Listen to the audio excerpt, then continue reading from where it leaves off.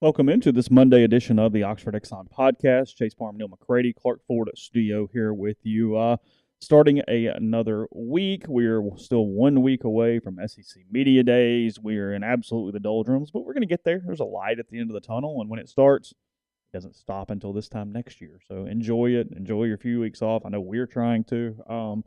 Here as it is slow for really the only time until I guess you could say Christmas, but even then, there's stuff going on. I mean, that's not exactly an empty part of the year. So. The next 2 weeks, next week I'll have some stuff because of media days, but then the week after that will be slow, and then it picks up. Just the way it is. July in our business is slow.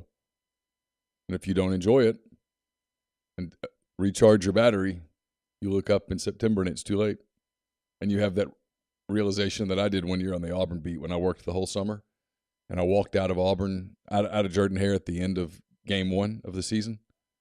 And I said, 1 down, 11 to go. And I thought to myself, that's not good.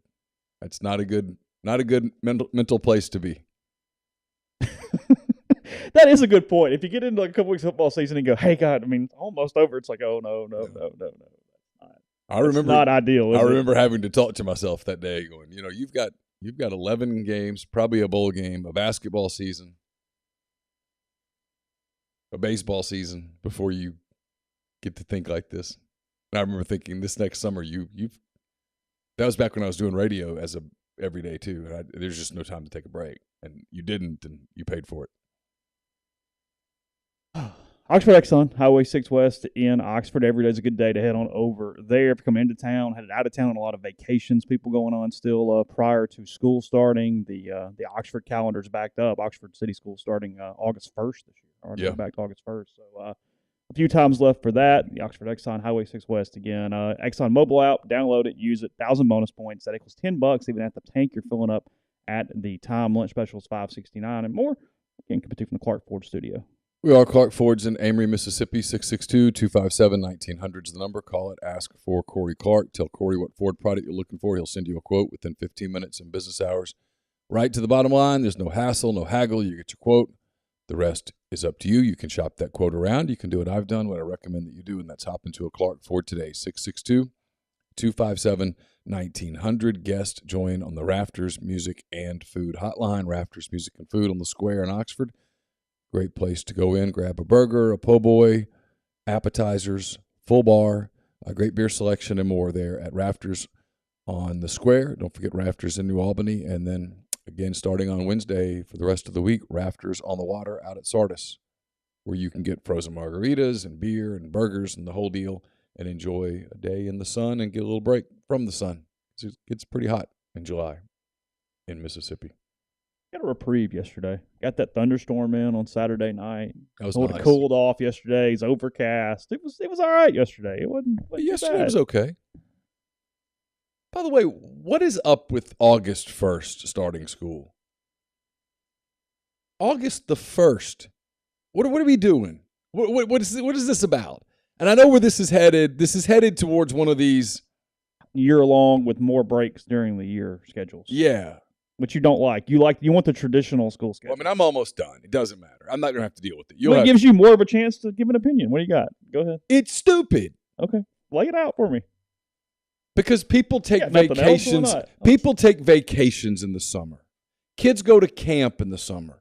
Kids need an extended break from school in the summer. I guess one of my girls is taking one course. But they needed a break. They needed a mental break from school. To assume that high school kids, middle school kids don't too is just they need a break. Go do. We're changing the calendar really weird. Like Little League baseball wraps up like May 15th. Why? Yeah, why? When I was doing youth baseball, I want to say like all-star weekends were basically the second, third, and maybe even fourth week of July. Yeah. Yeah, you would play through June, and then you kind of have all-stars. The regular season sort of ended on the 4th. Yeah. And then the kids who played all-stars, usually the dads, the coaches' kids, would go play all-star for a couple of weeks. That was the summer. And now we're doing this thing August 1st? Yeah, how hot it's going to be in carpool line on August the 1st. It's more and it's not more, sorry. There's a couple different things to it. I haven't examined this overly closely on exactly what the schedule looks like, but in towns like Oxford, where you have so many university employees, it's hard to getting off Ole Miss's schedule. Right.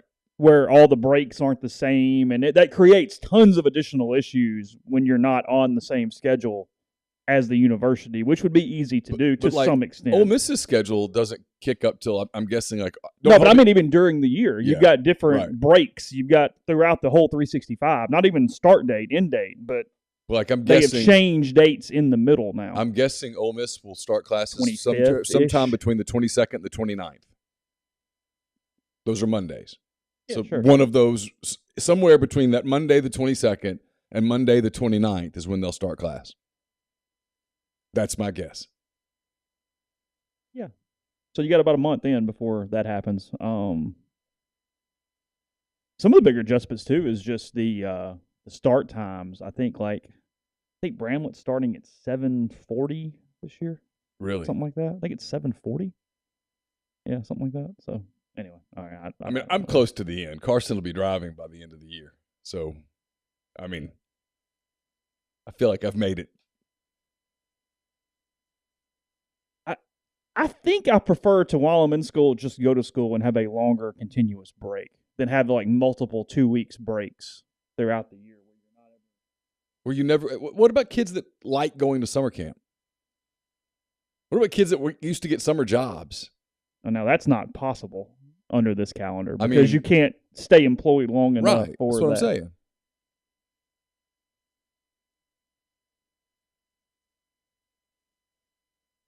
I don't know. Just my thoughts. Huh? August 1st feels early. Well, it is early. And then they finish May. We started August 5th, 6th, 7th, somewhere in there, I think, when I was in school. Really? Yeah. Were y'all later than that? Oh, yeah. When I was a kid. So they've been gradually backing it. When I was a kid, we started right before Labor Day. Last week of August. Because the first weekend of the year usually was the Labor Day weekend. Yeah, sure. And then we went through May. We got off at the end of May, right before Memorial Day. Okay. Now, kids get finished May the 6th.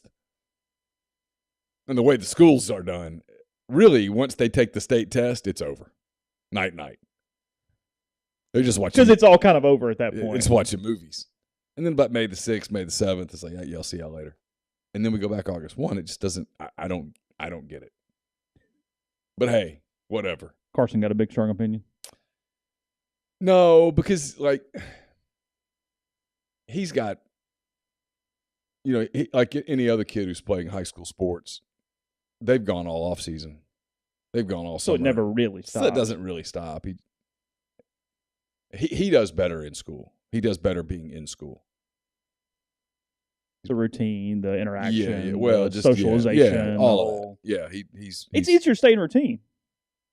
Period. It's easier to be healthier. Yes.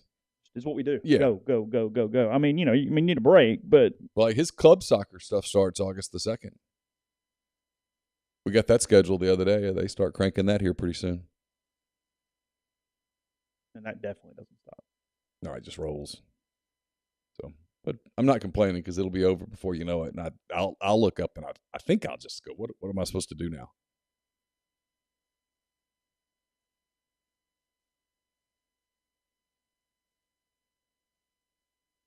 So anyway, there you go. Yeah, no good segue. Those are my thoughts. Those are the thoughts.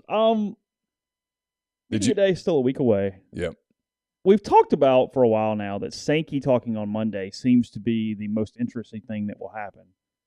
But I'll be honest, as it gets closer, I don't think he's going to say anything. I think we're about to get a really canned Greg Sankey relative to him because everything's so in flux. Yes. That I think we're just going to get a bunch of nothing on Monday from Greg Sankey. I don't expect any. Look, everybody's going to write every word he says, but I don't expect much that's going to move the dial on Monday. I don't either. You and we've talked about this. I kind of believe in transparency here. Sure. We've had this debate about whether to go. Because if I go, I'm just going for the one day. Because Ole Miss goes on Monday. It's Ole Miss, Missouri, and LSU. Is that right? I'll go look. I think that's right. I think it's Brian Kelly, Lane Kiffin, and Drinkwitz with Sankey on Monday.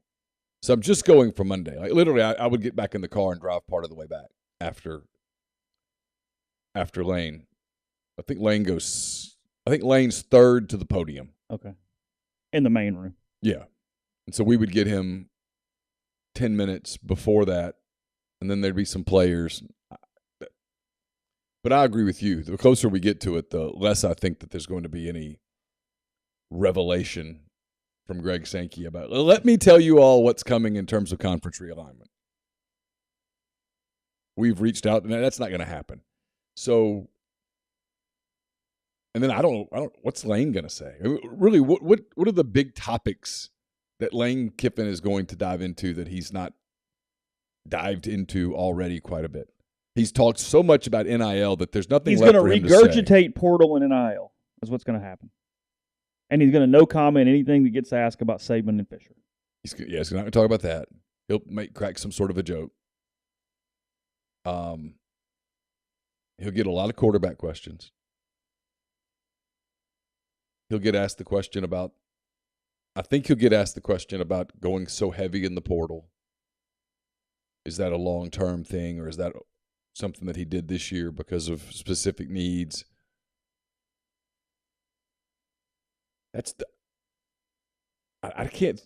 Because he's done so many national things with national guys where he's talked about the big picture stuff. You sort of already know his answers to big picture questions because he's answered them. You're still going to write it again. Yeah, you still write it again, but from our perspective, it's got it. You almost have to take some sort of a fresh approach to it.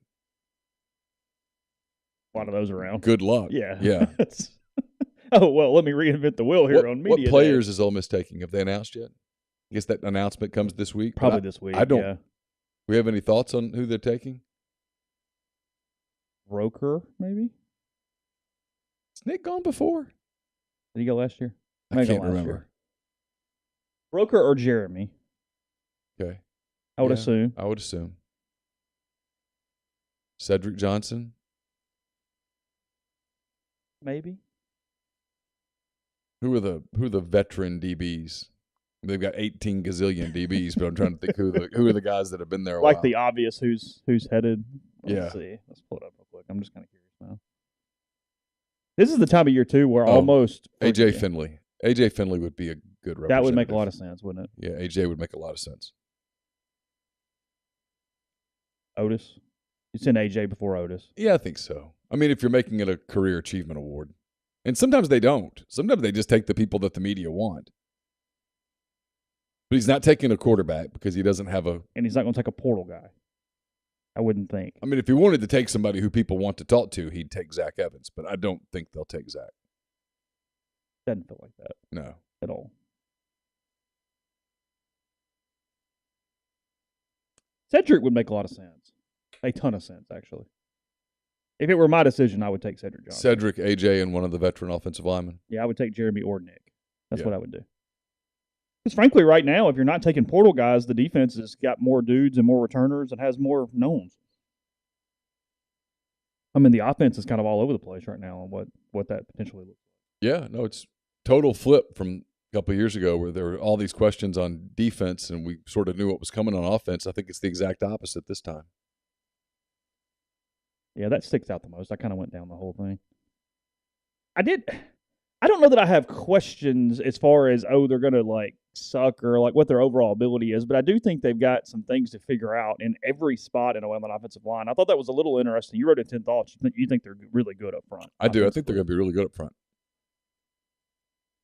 Now they got to You got James moving. You got Broker moving. You got some stuff in the middle. They need to get better with snaps and whatnot at center. There's stuff. Although the last time I asked Lane about that, he didn't seem concerned anymore. Well, and it was better the last couple times we saw them. And then in the spring game. Because early in the spring when I asked about it, he goes, yeah, it's a concern. Well, they were all over the place. Yeah. Well, I think at that point they were starting to shop for centers.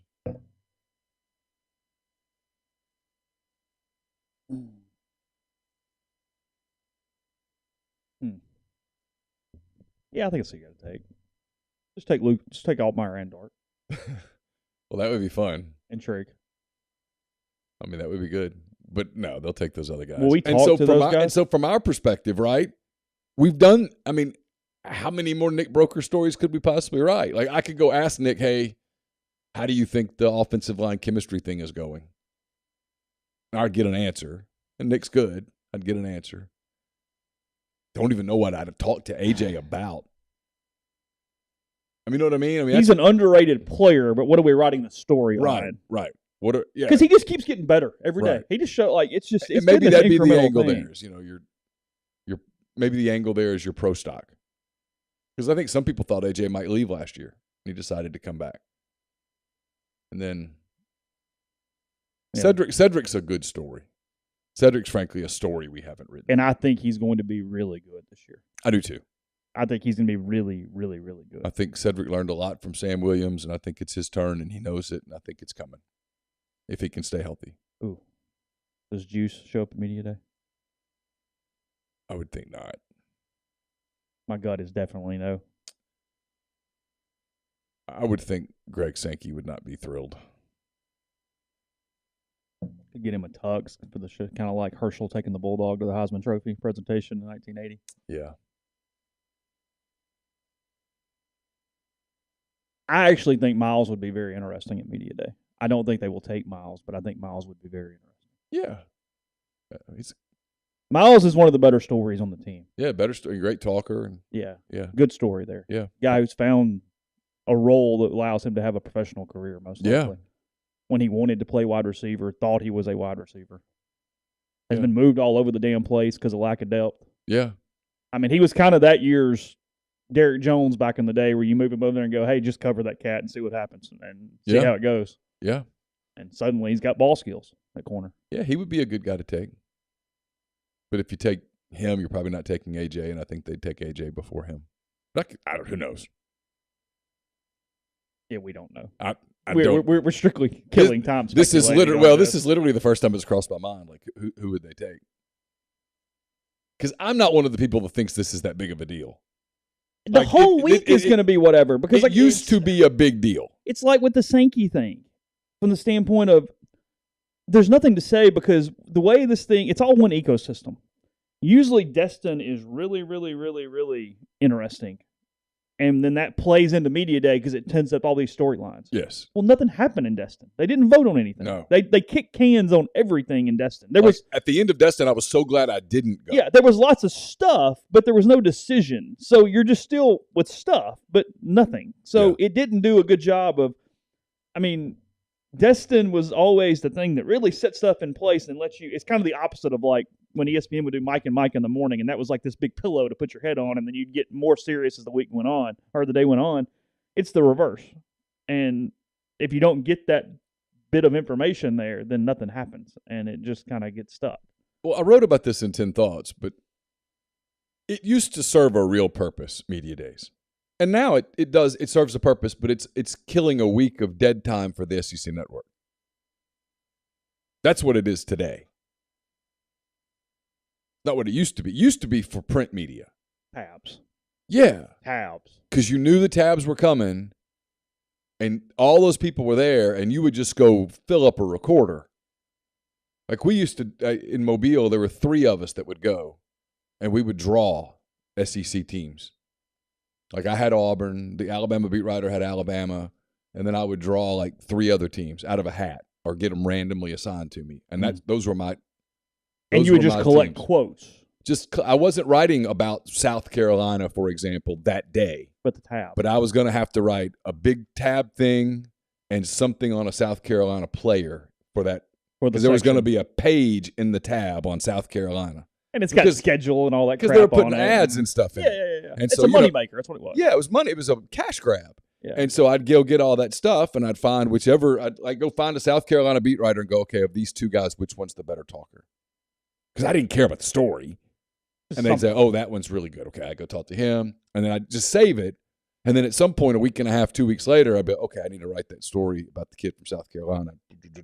Transcribe. Yeah, so you'd have South Carolina and Mississippi State and Vanderbilt. Yeah, I'd have a gazillion Auburn things to write. But if it weren't for media days, I'd be like, oh, okay, I don't know what I'm doing. Media days was your savior. And now, no one does that anymore. No one's putting a tab together anymore. I mean, in Mobile, man, we tabbed. Because they had a massive high school tab. Oh, I didn't think about the high school. Oh, my God. And I'd get some of those, too. And so that was July.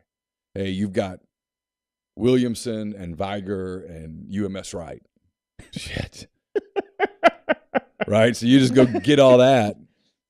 And you're right, they're really generic. They're really happy and excited about the season story. Yeah. Hey, coach, talk. They were 3-9 last year, but they're optimistic. Yeah. I mean, if you've done it long enough, you knew when in the interview when you had enough. Hey, coach, thanks. See you. How many names can we get in this thing? So Johnny's grandmother buys this tab. But you had that, and you had a college, the college tab, an SEC tab, and we had an NFL tab because we covered the Saints. You had an NFL tab? Oh, yeah, for sure. Really? Remember, they sent me to Green Bay to do that massive story on Brett Favre. I didn't realize it was for a tab. And it was write all you want to write. Just write. You can write to your heart's content. All right, I got something. Community Mortgage, Oxford, Memphis, Soto County, and Chattanooga. All underwriting and processing is done in Memphis. They're getting local underwriting and understands your market. Leader in condo financing, the float down option, and more. You can find Jason at 662-234-2704 or JLOWE at communitymtg.com. We're also brought to you by MyPerfectFranchise.net. Are you looking to diversify? Are you looking to leave the corporate rat race to gain control of your income and schedule? MyPerfectFranchise.net offers the ability to create income and wealth. Let Andy Ludecky guide you through a comprehensive franchise evaluations. He has tons of franchises, business ownership experience to lean on. Do you hate your job, your boss, your pay? Do you feel stuck? Andy can help. It's Andy at MyPerfectFranchise.net. Solutions RX is a probiotic multivitamin supplement company created by Ole Miss Pharmacy alum Chris Cornelison. It's pharmaceutical grade, manufactured right here inside the U.S. under the highest standards.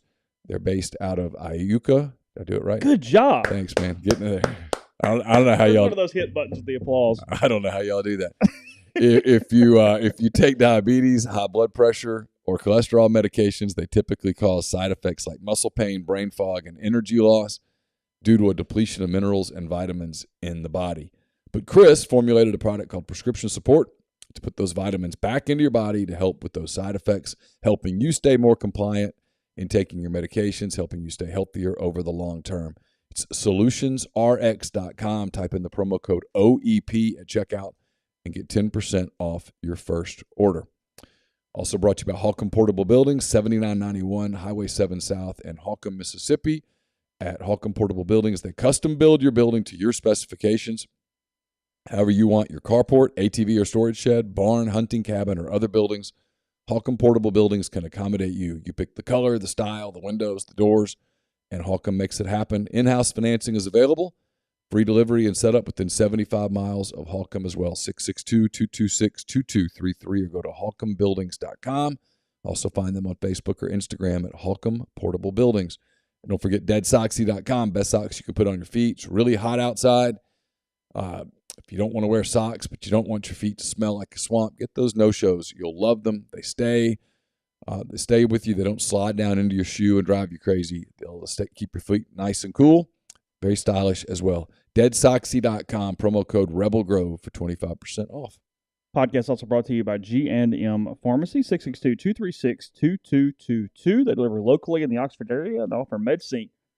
Take care of you every single day with their med packs. If you need help, your parents potentially need help with managing their medication, morning pack, evening pack, everything in there. Take it, move on to the next one. Have everything you need when you need it. Again, that's Tyson Drugs in Holly Springs or G&M here in Oxford, 662-236-2222.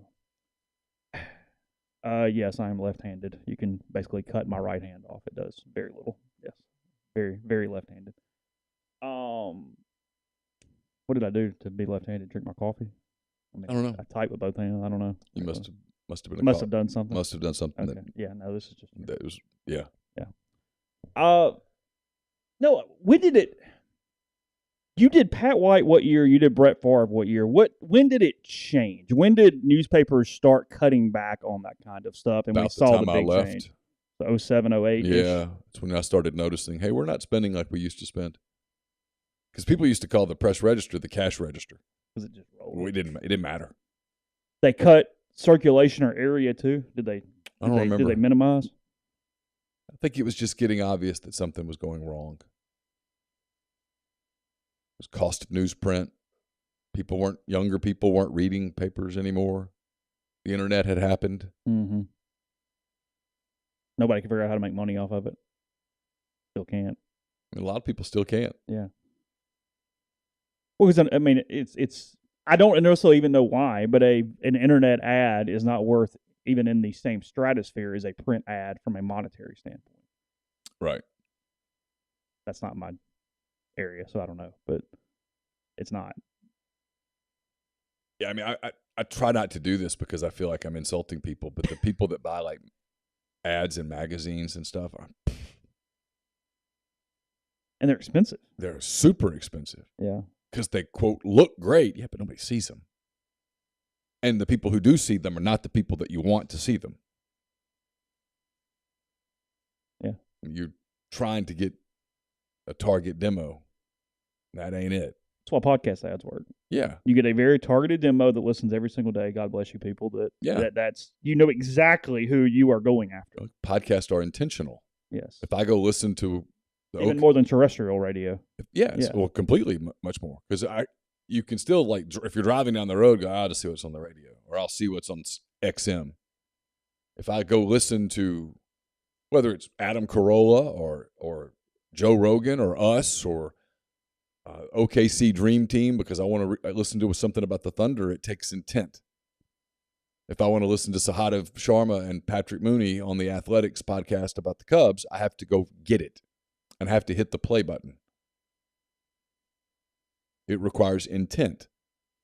So I'm probably going to hear their ads.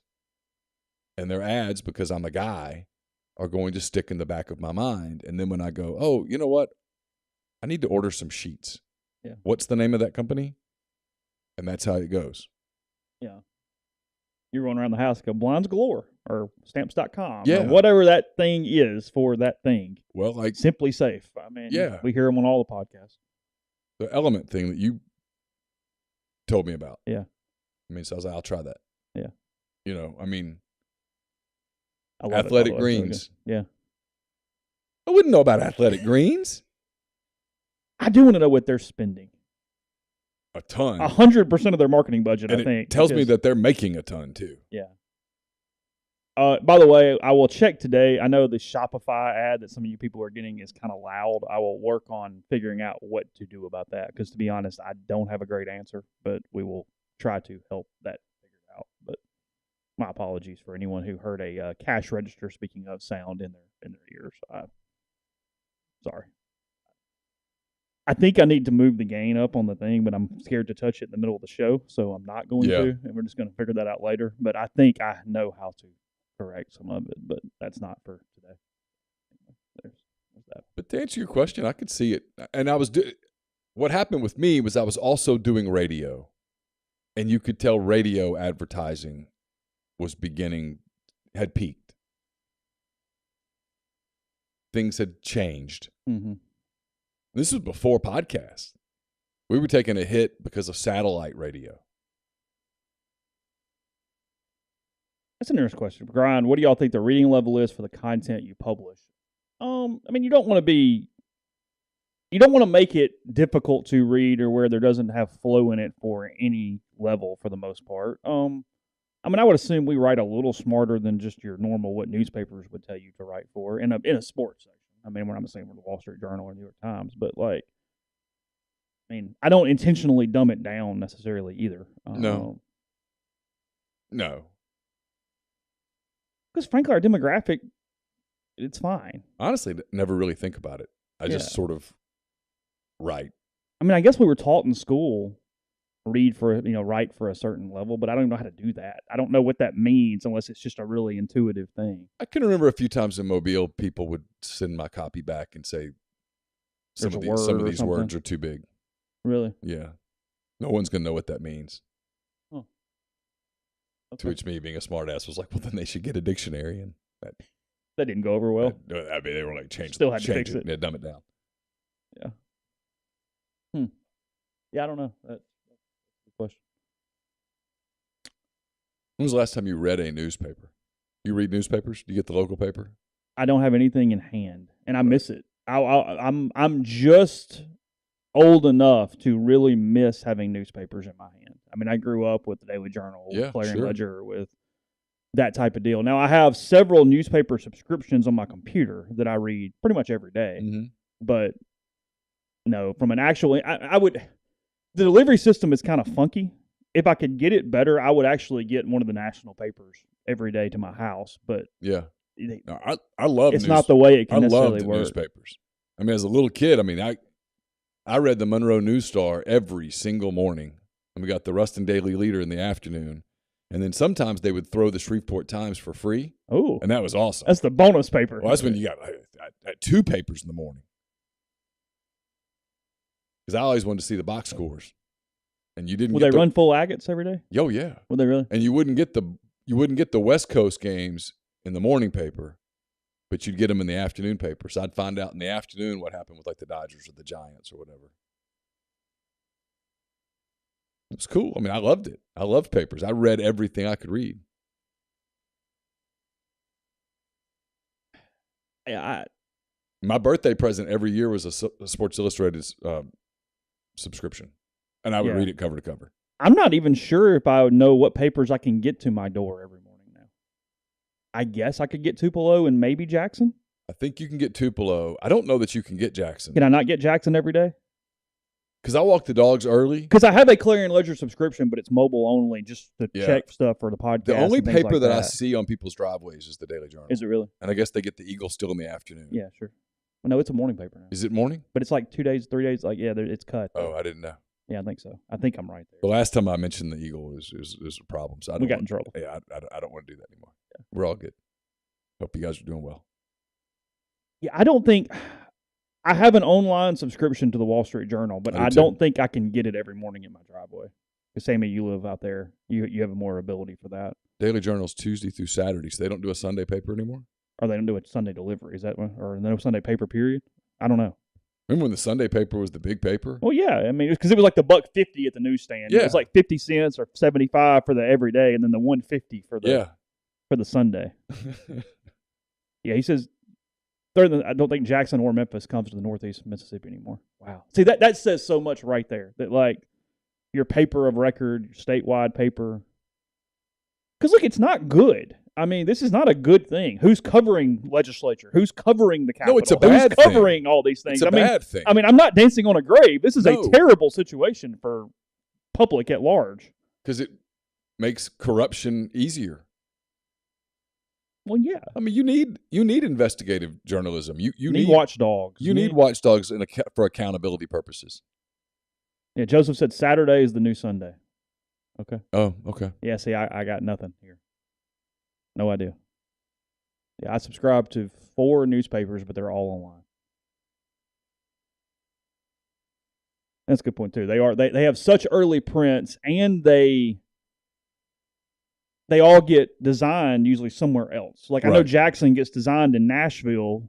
So when they have these huge errors that are so stupid, look, they shouldn't happen. But the people doing them are not local people. It's not Suss's fault. No, it's some 23-year-old kid from Wisconsin who got his or her first job in Nashville at an aggregator. Yeah. That's where they are. They're just... So they're designing Jackson and Mobile and all these papers in the same place. And he just reads like the first 3 paragraphs and then picks a headline, and sometimes it's bad. It's awful. I mean, they're.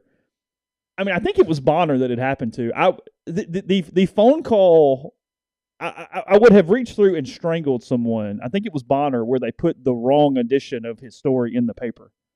State had beaten Arkansas. Oh, and they put the Arkansas won. It was a flip-flop game. Yes. And so he had both versions going. He sent both versions, and they put the wrong version in the paper. Man, I'm going to tell you. Because, he's getting all the hate mail, and it's like, I did everything correctly. I hated those games. If I had a night game on deadline, I just wanted a blowout. I didn't care who blew who out. I just needed a blowout. Do not give me a close coin toss field goal game on deadline. Oh, my God, I hated that. And I got a couple of those where you called the desk and you're like, look, whatever you do, make sure you got the right one. Auburn won. Yeah, you're like lecturing people. Auburn won. Make sure the one that you've got is the one that Auburn wins in. Because you'd sent them both. Yeah. Over the course of, because they're flowing. Because the bottom paragraphs are essentially the same. Yeah. It's the top. Well, the first half of the game was done. Yeah. And so I'd already written about the first half. So they'd already. Yeah. Auburn led 22-17 at halftime. Here's how that happened. That's history. That's fact. Yeah. But there was one. It was Auburn and Florida. Florida was number 1 in the country, and it was a flip-flop game. I remember it. And, man, it was – because they kept calling me. I'm like, you see the TV. You know, like, hey, where's your story? I'm like, the game's not over. I can't make them play faster. Well, I mean, I sat by – and so they were like, we need both stories. I'm like, I got it. You're going to get them both. And, I mean, I've got one with Auburn winning, and I've got one with Florida hanging on. And I'm like, man, you got to make sure you write the right one because my name's on this. So I guess it was – I'm trying to think. I guess it was maybe Monday night. It was in Omaha. Maybe Monday night. I guess because it wouldn't be Saturday. It was one of the late games. So it was either Auburn or Arkansas, I guess. And I was sitting by Sus, and he was having to write a story for the next day's paper, but it was something during the day because there was no chance the game was getting in the paper, even in the College World Series. They can't hold it. Right. Because, back in the day, they would just hold, like you're talking about. They at least you would at least get the nuts and bolts in, and then the next day might be the bigger story, but you would have an idea of who won. You would know who won or whatever. So he was having to write the kind of the crowd, man on the street story for the paper the next day, knowing that his game story was just online only and nothing. So, I mean, it's a crazy world. I mean, I remember Scott Cacciola, who now works for the New York Times, brilliant writer, he's a great sports writer. Because frankly, he's just a great writer, and he happens to cover sports. Yeah. He got so pissed off back in the day. He covered. He was on this beat with Commercial Appeal, and was he with you at all, or was it right before? Was Scott here when you got here? He was here at first. So 07, 08, somewhere in there. And his deadline for the Commercial Appeal kept getting backed up more and more and more. And he had his first edition deadline was like 7:45 or 8:15. And he's like, what? And it was because they had like 6 subscribers in Arkansas that they sent a first edition of the paper to in like Jonesboro. Yeah. And he's like, what are we doing right now? So he seriously would have. You wonder why newspapers went under. And he would have like 4 or 5 editions of his story for the different cutoffs to get to the different sections of their viewing area or their circulation area. It was the most strangest thing ever. One of the reasons that industry died the way that it died was because it was so built on seniority. You climbed the ranks at a newspaper forever. And so the people that were making the decisions during that critical time were older people who that's the only way they'd ever – I'm not criticizing them. I'm just saying they didn't have a hand-raised guy in the editorial room. The only people that went to the staff meetings were the editors. And they were all typically people who'd been there for a long time, kind of cagey veterans who'd been there for a long time and became an echo chamber. Oh. I saw it happen.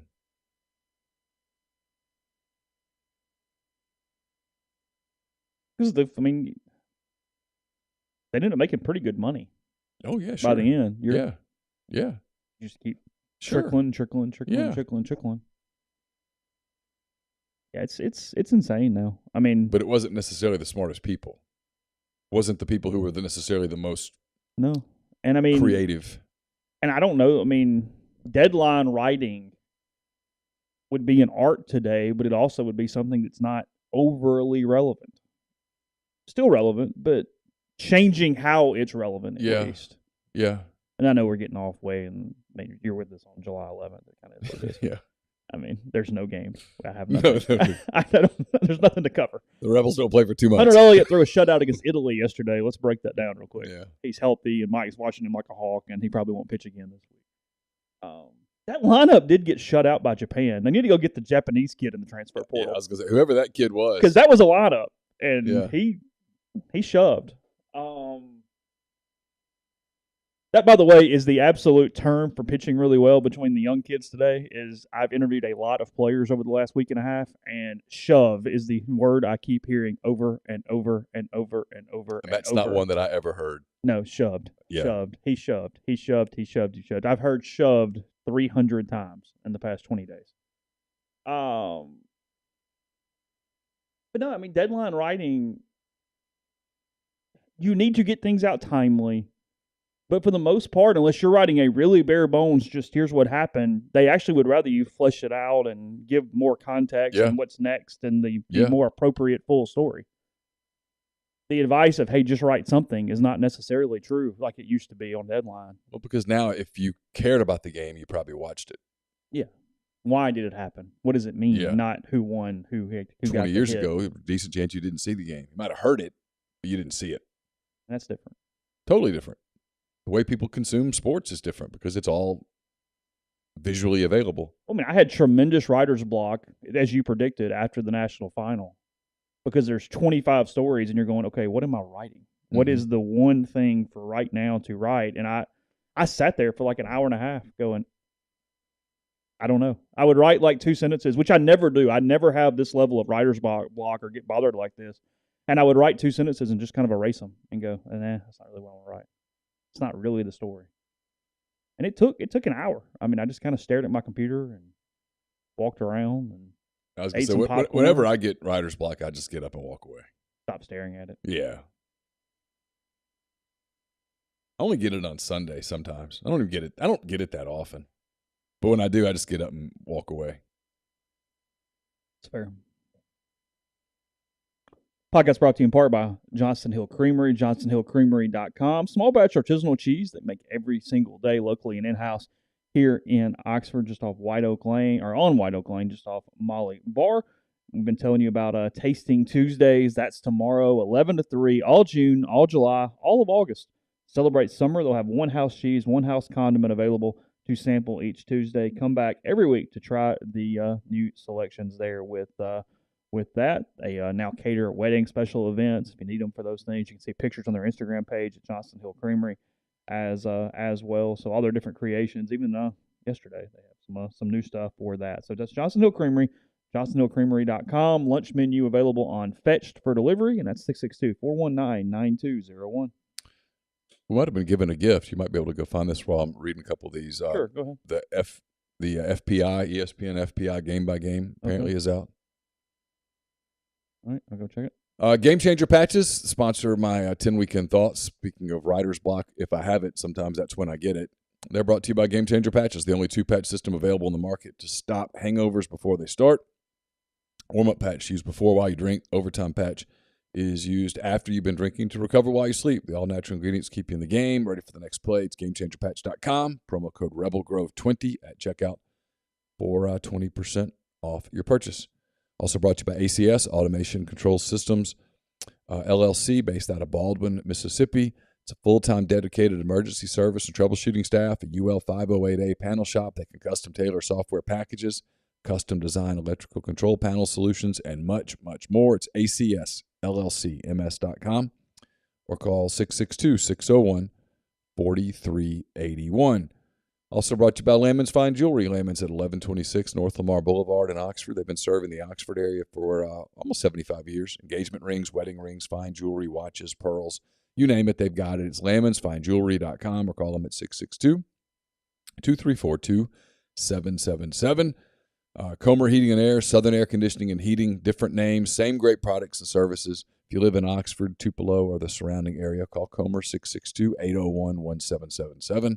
If you live in Hernando, Memphis, or the surrounding area, call Southern 662-429-4429. They sponsor Hand Raise Guys. On Thursday, it was Jeffrey Wright and Kendall Rogers. It was a really good show. From an audio standpoint, at least, make sure you go check that out before it rolls off your feed. Also brought to you by the College Corner. It's your one-stop Rebel Shop. 2 locations in the Jackson area in Ridgeland. It's next to Fleet Feet. In Flowood, it's next to Half Shell. If you don't live in Jackson, it's okay. Go to collegecornerstore.com. Plus, you can find them on Facebook and Instagram. The largest selection of Rebel gear in Central Mississippi. I taped a Mind on My Money with Dr. Josh Hendrickson, who's probably the smartest person I know. We talked about the economy, how we got here, how we could sort of get out of this situation we're in. Josh is terrific. I think you'll enjoy it. It's brought to you by Pinnacle. It's mypinnwealth.com, MYPINN wealth.com. And we're brought to you by John Edwards, Regency Travel Incorporated in Memphis. If you're thinking about vacation, you still have time. Get in touch with John. Give him some parameters. Give him a budget. Let him give you options. And know this, you don't have to live in or near Memphis to take advantage of his services. 901-494-3387 or jedwards@regencytravel.net. Podcast is brought to you by Northeast Spark, NESPARC. 2 packages, the Ignite, the 100 Mbps, or the Blaze, the 1 gig that powers the Clark Ford studio, the half-fastest internet in Lafayette County. Your hometown team bringing you world-class broadband. That's nespark.com, 662-238-3159. Phone service, portal controls, network security, and much more. So give them a call. Get, again, the best internet. That's 662-238-3159. Do we have a direct link, Grind? Can I get that? I see the overall index for the conference, but I'm not seeing team by team. So if there's a way to do that, I'm just being stupid. So if somebody could give me a link for Ole Miss's, that would be awesome. Or tell me where to go or whatever it is I need to do there. That would be great. They do have Ole Miss. I do see here ranked 6th in the SEC in FPI. Alabama 1, Georgia 2, LSU 3, Auburn 4. The computers A&M like LSU. 5, and Ole Miss 6. Where do they have Kentucky? 7. Okay. State 8, Tennessee 9, Arkansas 10, Florida 11, Carolina 12, Missouri 13, Vandy 14. Where was Auburn again? 4. 4. Yeah. That's correct. Yeah. So I have the conference, I have the national, but I can't find. They Ole Miss ranked 17th in the country and 6th in the SEC. It's fair. Life. It's fair. Yeah. I don't have a problem with that. Ole Miss is one of a handful of teams that's kind of hard to figure out. I mean, honestly, I was doing the what my ballot would look like, and frankly, in the SEC West, it's like, okay, I'm putting Alabama 1, and then you start staring at it. I had Mississippi State down near the bottom, and I put Auburn at the bottom, even though I'm not sure I believe all these people. I just can't. There's something about it that doesn't feel right to me. Everyone's like, Auburn's going to suck. I'm like, they never suck. Yeah, suck doesn't feel. And whenever people do this about Auburn, it's when Auburn does well, typically. When people do it's going to be really bad, it ends up not being so bad. And I don't know why the computers are so high on LSU. I know that there's a lot of talent there. Not really complain, because I'm sure it's my fault, but they should not make this that complicated to find. There should be like a tab on the schedule page that allows you to flick over to FPI. I don't really understand, but I can't locate it. I may have to find it somewhere and write it down because I don't know how to get to it. Yeah, the computers are not the A&M with their loss of production and being so young, it's affecting them big time in these rankings right here. I might have found it. Let's see.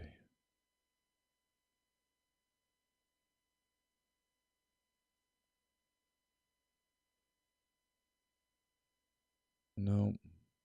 Yeah, I don't know how to get to the individual teams on the browser on the website. And if you search it, you can't get there. So I don't know.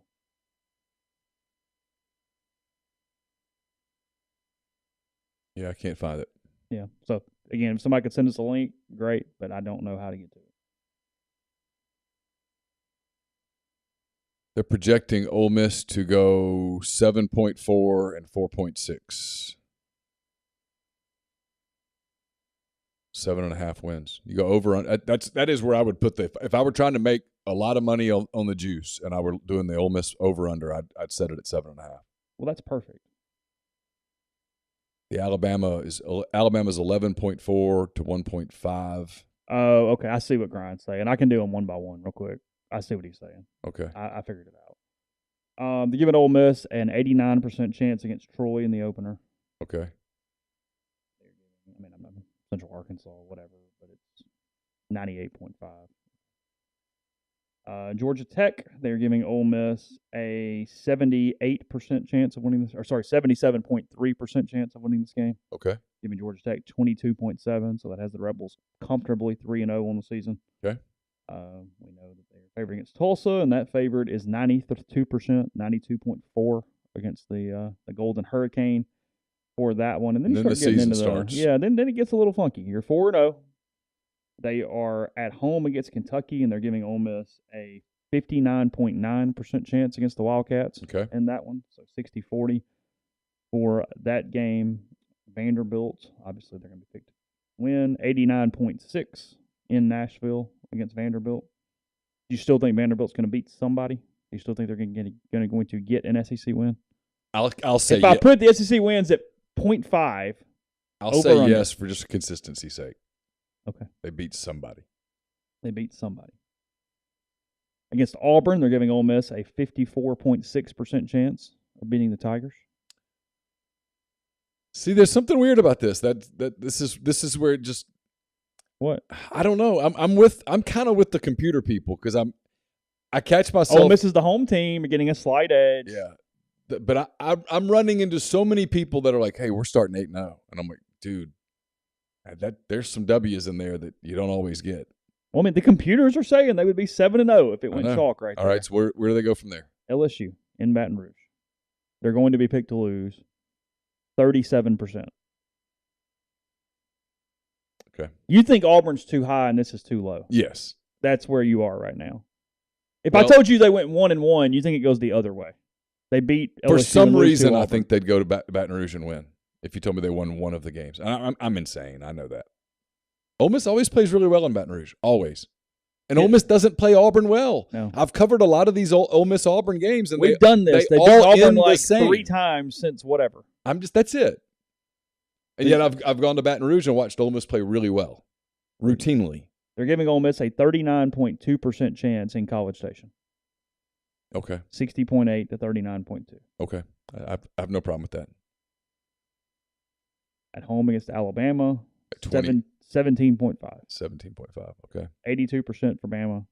Yeah. 17.5 for the Rebels. You hear people talk about this Alabama team who are objective and know the program.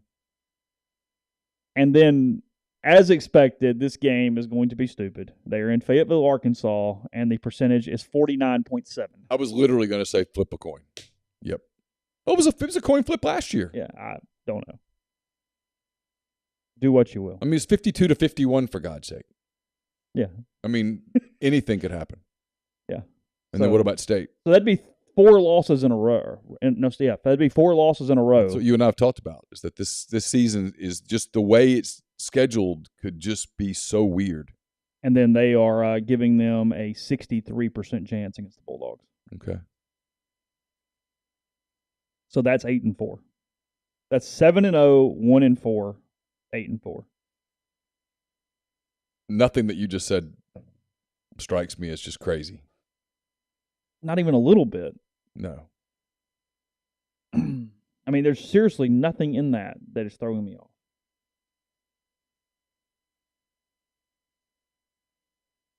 It'd be weird if they're 7-0 going to Baton Rouge. It's going to take a lot of perspective, guys. It's going to take a lot of calmness, a lot of emotional free nuance. Because there will be people talking about national championship at that point and stuff. And the rankings, they'll be top 5. 6. Yeah, I mean, right there. Because they're going to start like 17, 18. Yeah, they'd be top 5th, 10 for damn sure. Yeah. 5th, 6th. And then you win the LSU game. Well, and then it gets weird. Because you play Texas A&M and Bama and Arkansas. Yeah.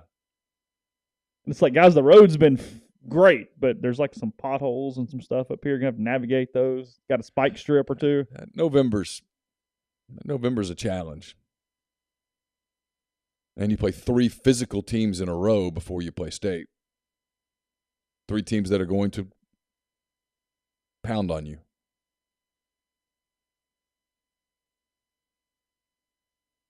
Curious at States real quick, what they have kind of right before Ole Miss. They get the gimme. Their FCS team is November 19th. But then they have 5, 6 haymakers in a row prior to that. State has this weird schedule that I still can't get over. And I'll be fast with this. I'm not really going through their FPI or whatever it's called, but they're almost certainly starting 2-0. I know they lost to Memphis last year, but we're going to give them that win. And then they're at LSU in week 3. Mm-hmm. If you lost that one, you win that one, you're 4-0 before it gets stupid fast. But if you lose that one, you get Bowling Green, and then here is their schedule prior to East Tennessee State right before Ole Miss. I know. This is a big freaking chunk of the schedule. Yeah, I know it's coming. A&M, Arkansas, Kentucky, Alabama, Auburn, Georgia. I know. Brutal. You could go over. Sure. Now, you could win like 2. Sure. But you could go over. It's why I can't get their ceiling above like 7. No. I can't get them to 8-4 or 9-3 or something like that. And you lose some of those games in a row, and you the human part of it kicks in. Yeah, lose to A&M, Arkansas, and Kentucky before an Alabama, Auburn, Georgia stretch. It's over at that point. Yeah, you don't bounce back. Because you're losing 2 of those no matter what you do. Sure. Now, they could beat Arkansas. They could beat Kentucky. Of course. They could beat Auburn. Got to go to Kentucky. They do. Get Arkansas at home. And got Auburn at home. Yeah. That LSU game is such a... Much like Ole Miss, the Auburn game at home is big for those. Ole Miss and State both, if they want to have the kind of seasons they want to have, you have to find a way to beat Auburn at home.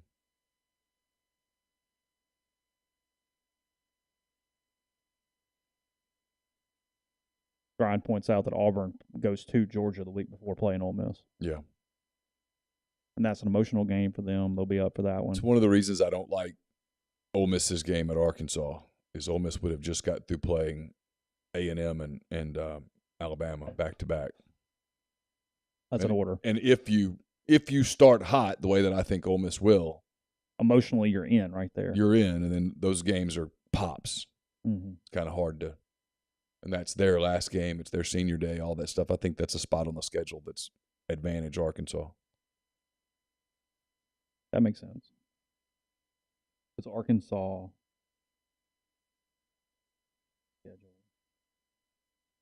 Their schedule's pretty top-heavy, so they could get off to a bad start and kind of fall apart, or they could do the same thing they did a year ago. Their 3 weeks prior to Ole Miss are at Auburn, Liberty, LSU. Yeah.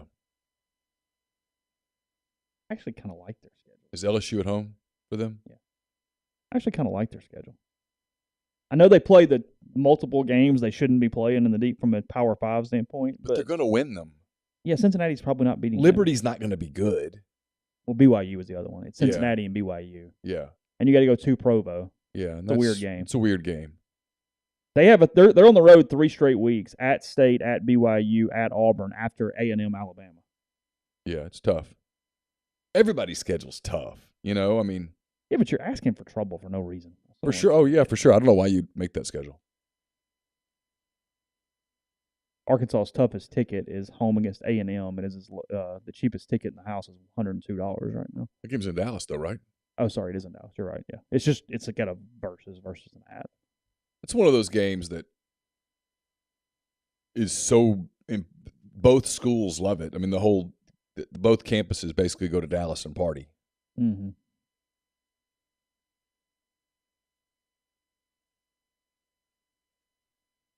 They're a weird team. We'll see. So we'll discuss FPI 47 more times prior to the season opener. But there's an early look at it. Just I'm curious real quick. One thing. Florida State and LSU, they're giving LSU a 71% chance against Florida State to open the season on that neutral site game. Yeah, I can buy that. LSU's difficult stretch is at Auburn, Tennessee, at Florida, Ole Miss, Alabama, at Arkansas. That's tough. And I don't know where this LSU hype's coming from.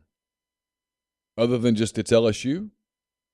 Their bye is between Ole Miss and Alabama. Yeah. Congratulations.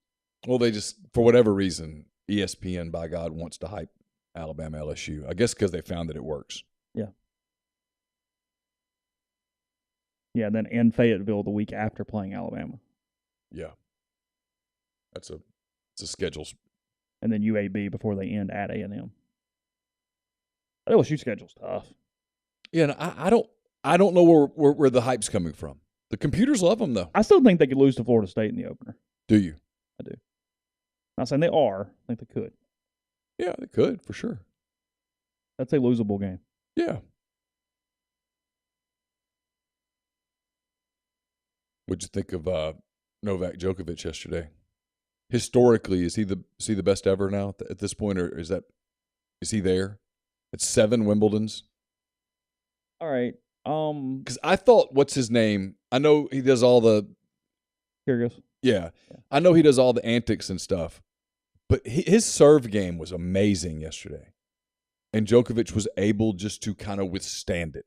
Roddick was a really good Twitter follow yesterday discussing some early things that I wouldn't have noticed from serves and how Djokovic was kind of getting into his body on serves and they were having a hard time with returns and different things that he was seeing from them as that went on. So Djokovic is at 21, Federer's at 21, and Nadal's at 22. Djokovic, considering where he gets to play because of his vaccination status, is going to be favored in at least 6 of the next 8, depending on Nadal and at the French Open because of his clay dominance. I mean, he's got a chance to run this up to 24, 25, 26. At that point, because of his ability on all courts, yeah, I think you're probably saying best ever. Because, what's interesting about Djokovic, because I used to be much more into tennis than I am now back when he finally first started going, is he had to really dedicate to his body. I mean, he was early in his career, he was seen as kind of soft. He cramped all the time. He Not would soft withdraw. now. Yeah, he was kind of the guy that couldn't withstand and wasn't in shape enough early in his career. And then now you watch what he's doing. It's really freaking impressive. So when he took the 6-minute break after the third set yesterday, was that a bathroom break? He has allowed that. Now, whatever else, pick to regroup or mentally or whatever. But yes, you're given that ability. You get one of those a match? I don't know what the rule is there. Yeah, I'm not sure. Yeah, I think Nadal's the best French Open player ever, and has become a great all-court player. Right. But Djokovic is the best hard-court player ever, and is a hell of an all-court player.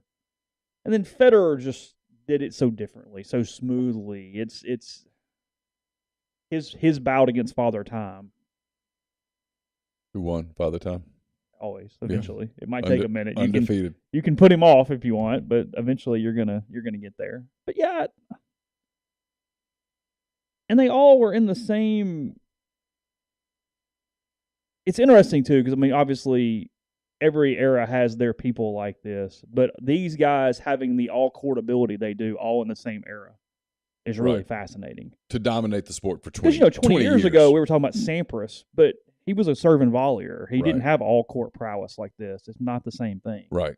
At that point. I mean, he was not a French Open player. I thought Kyrgios played well.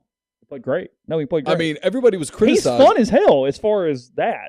Listen, for somebody who doesn't watch tennis, and I turned it on in here and started working on 10 Thoughts, it was great. No, by the end, I was like for him. He's super from that standpoint. I wanted a 5th set. He's certifiable, but he's nuts. Yes. But then when it's over, he's like immediately he gets all down on himself. Like, I don't know that I'll ever get back here. Yeah. There's a lot of stuff going up there. As O would say, a lot of snakes in there. He told Djokovic at one point, you should challenge this. It was fun. I mean, if Wimbledon is fun. It was entertaining. They were fun. I was entertained. Wimbledon aesthetically is the best tennis tournament on earth to watch and kind of follow. Yeah, sure. The whole deal. Well, and Fowler and McEnroe are terrific. They are terrific. Underrated as a broadcast duo.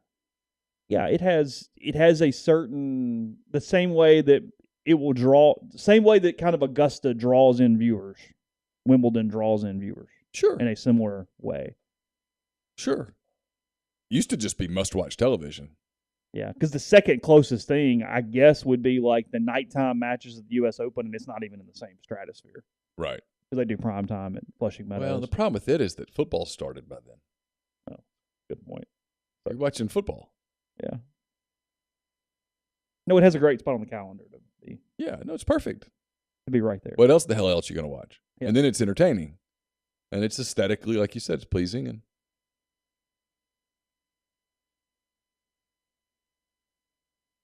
I know we're not going to get into it, but that is going to become a story in August, right? Well, it's legacy. He's already missed the Australian Open because he couldn't play there because of vaccination status, and now they're saying that he probably can't play the US Open here in September. I mean, that's 2 tournaments on hard courts. He was not guaranteed to win, but whatever the damn Nexus close is there. It was a story in Australia, but because it was so far away, it really wasn't a big story. Zones. It wasn't a big story. Time zones. Yeah. We don't watch the Australian Open because of the middle of the night, the way we watch other tennis But there are people who do watch the U.S. Open. It's a big deal. Sure, So it's going to be a story, right? Do you anticipate that where people it's a story. No, it will be in the national conversation for a week, which for tennis is a lot. I mean, I think it's a week of a story because he's the clear favorite. He's chasing Nadal to tie 22 for the most ever.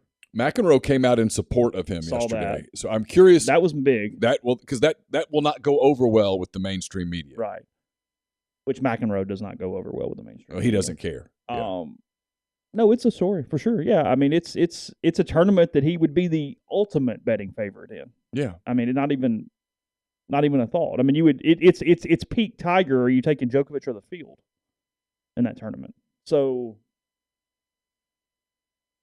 no, it's changing history because if he just plays in those 2 tournaments, he probably wins them, and then he's already at 23 at the end of the year. Yeah, which would be the most ever. And look, Nadal's body is just being held in. But I mean, credit to him; he's withstood it as long as he can. But he's breaking down. Yeah, he's been breaking down. Yeah. So no, it's a huge story. Podcast brought to you in part by Prime Shrimp, primeshrimp.com. Hopefully you took advantage of the first-time user offer last week for 50% off using code MPW, but you can still use that code if you haven't given it a shot. $20 off right now with MPW for restaurant-quality shrimp shipped straight to your door. It's kind of hard to say. Less than 10 minutes, freezer to plate, and it's ready to go. 5 different flavors, including their 2 most recent options. Simply Shrimp, great for kids, great for people with a little more discerning palate. You season it up yourself, or the garlic herb butter, which you put over pasta, rice, vegetables, or whatever. Make it a side for shrimp scampi with a steak or whatever you desire there. So, again, that's primeshrimp.com. Code MPW for $20 off your first order. I misspelled Australian right there, but it's the Australian Open's the other Grand Slam. We're also brought to you by Opa, Oxford's newest restaurant on the square. Gyros, wraps, kebabs, redfish, lamb chops, handcrafted cocktails, frozen libations, and more. 306 South Lamar, just south of the Square Courthouse in Oxford. Also brought to you by Whitney McNutt, Tommy Morgan Incorporated Realtors, serving you for all of your real estate needs in Oxford and Tupelo. Whitney sells land, condos, commercial and residential family homes. You can reach her at 662-567-2573 or 662-842-3844. Brought to you by Service Specialist Staffing and Recruiting Agency. They've been connecting great job opportunities to candidates since 1967. If you're on the job hunt, whether you're seeking an entry-level position or you're a seasoned professional, they have opportunities across the board. IT, engineering, dentistry, accounting, law, manufacturing, human resources, or maybe you don't even know what you're looking for. They can help you. Their goal is to get to know you, get to know your strengths, see what you're looking for in your next career move, help you find the right fit. Always free for the candidate, so you've got nothing to lose. Give Will, Sydney, or Kelsey a call, 662-832-5138, or check out their new and improved website, servicespecialistltd.com. And we're brought to you by The Rogue. It's your destination for fine men's clothing. Their stylist hand-select pieces from top designers. From work to lifestyle to nightlife, there's the perfect something for everyone at The Rogue. All the best items from Peter Millar, Martin Dingman, Jack Victor, Halsey, True Grit, and more. 4450 I-55 North in Jackson or therogue.com. Don't just accept what you see, but imagine something new. Step forward, chase after a better version of yourself every day. Corinth Dental is helping people reinvent themselves one smile at a time. Dr. Bubba McQueen, Dr. Jenny Beth Hendrick are devoted to restoring and enhancing the natural beauty of your smile using conservative, state-of-the-art procedures, including Invisalign. These clear aligners are the virtually invisible way to improve your smile. So call Corinth Dental today for a no-cost digital scan of your teeth. Let them show you the way to a straighter, healthier smile. 12 months, no interest, no down payment financing available at corinthdental.com. And we're brought to you by Southern Traditions Farm. It's a 68-acre, 32-stall upscale equestrian training and boarding facility in Canton, Mississippi. It's got 2 sand rings, a grass ring, miles of wooded trails, a lot offered at Southern Traditions, including horseback riding, offerings from trainer Susan Walt, can buy your first horse, compete at nationally recognized competitions as well, with Bowers Cone helping you in that regard. So get in touch with those guys on Facebook or Instagram at Southern Traditions Farm. We didn't talk about this. Just curious. Pretty crazy, cool story with Mark Appel finally making his major league debut a couple weeks ago. We never discussed it, but he's up to 3 appearances now without allowing a run. Is that right? Yeah. He was the number 1 overall pick in 2013. He is 30 years old, about to turn 31, and makes his major league debut. He was 3 years out of the sport. He went first in the draft when Chris Bryant was second. That's correct. Yeah. Mm-hmm. Yeah, basically got away from the sport, left, was at peace with it, and somehow kind of got back into it and has found a way, and good for him. Always seemed like a great guy. Pretty neat. Really neat. Well, he doesn't have that tag on him anymore, because it just goes away. He's just a pitcher now. Top 5 picks in 2013: Appel, Chris Bryant, John Gray, Cole Stewart, and Clint Frazier. Yeah. Cole Stewart was the two-sport kid, the quarterback out of Houston that Ole Miss was actually on for a while in both sports. From St. Pius X. Gray pitched at Oklahoma. Yes, that's correct. And Frazier was a high school kid out of Georgia, out of Loganville, which has been a he's still playing. Colin Moran, Hunter Renfro was in that class. J.P. Crawford, Tim Anderson was in that class.